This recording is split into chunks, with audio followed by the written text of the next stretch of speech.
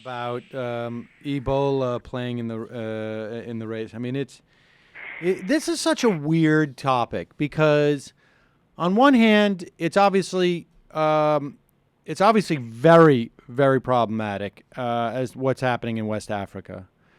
It is also, I think, a valid news story in terms of what is our preparedness, not necessarily for Ebola, but for these type of things in general. It shows there are some genuine public policy questions here. I think it's a legitimate question. Do you ban flights or not? My personal opinion is I'll defer to the experts in this manner because it's not. I am not Right, and that was my response. It's not like an opinion on this. It's not a. This is a function of like what the experts say. And as far as I can tell, the experts say like, look, it's much. The way that you end these type of things is to end it at the source. And if you ban flights, you're making it much harder for NGOs and aid people to get in to West Africa, because then you move into like the charter plane system, which is far more expensive. And, these things take money. And then there's the issues of they have porous borders.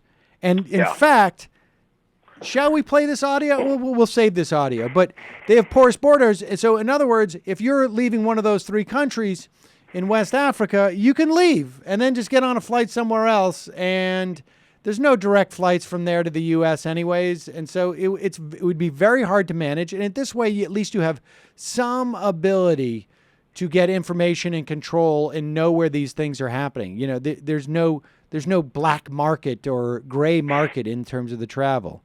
But from a media standpoint, the other problem with this is that people are freaking out.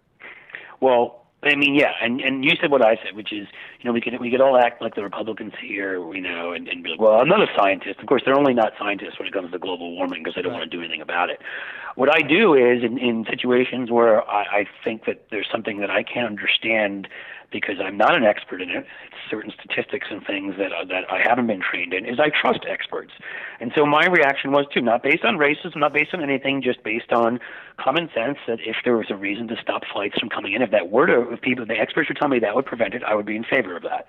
But they're not. They're saying it, in fact, will hamper efforts to stop it. So I have to trust them, and this is why we need experts. This is why we need regulators, people to be in positions of power like, the Surgeon General, people who understand these things, who are doctors and who are economists and who are professionals. And this to me is the whole, intellectual bankruptcy of the Republican world, really, their point in being since Reagan took over, which is just get government off your back, get rid of government, everything will work better. Because what we need to do is just get rid of the experts, get rid of the scientists, the doctors, the economists, the people who actually understand what the hell they're talking about. And, Louis Gohmert will better help us understand things. I sure will. Yeah. The guy who said that the Democrats are waging a war on nurses right now.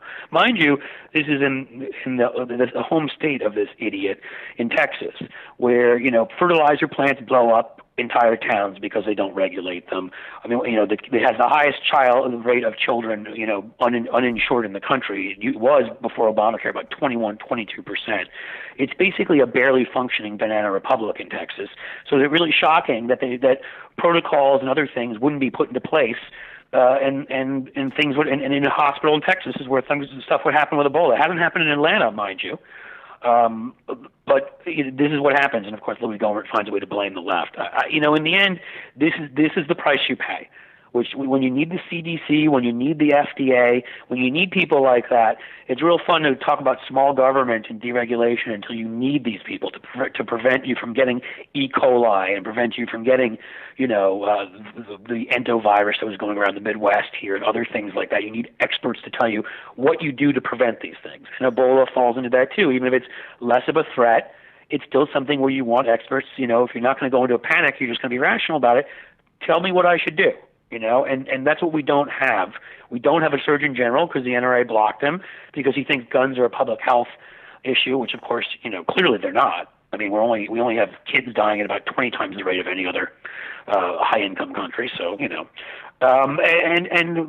you tie all that together, and it's all this right-wing philosophy And the last thing I can throw out there is, again, the kind of stuff that made me just want to scream and punch a wall that you and I have talked about during the various parts of the Obama administration, that in the end, he does again what you expect, which is they were attacking czars before, but now John McCain, who attacked czars, calls for a czar. Other people call for a czar.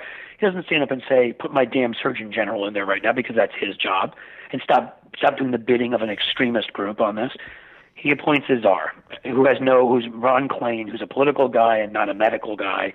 And so this whole sort of, this whole dysfunctional dance plays itself out again. We have radical right-wingers attacking the government, not allowing government to function, and not willing to compromise on anything. And we have Obama responding by doing exactly what they ask, which in the end is a Band-Aid and a public relations move that is not going to accomplish a thing. Yeah. Cliff Schecter, always a On that pleasure. high note, hey, everybody, have a great weekend. Yeah, exactly. Happy Ebola weekend for you.